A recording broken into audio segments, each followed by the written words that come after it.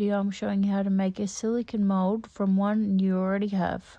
You will need a silicone mold of your choice, some nail glue or super glue to glue down your silicone mold onto the tray like I've done here. You will need some liquid silicone molding to make your mold.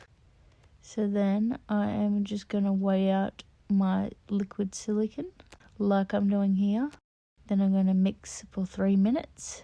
Once all mixed, I'm going to pour it over the silicone mold and let it set for 3 hours.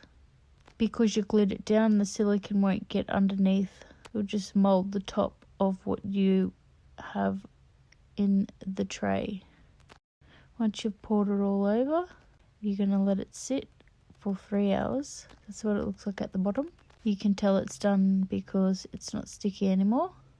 Once it's ready, you can pull it out like I'm doing here, hard with one hand. But guys, talk about simple. Why don't you give it a go and make your own mold? Thanks for watching.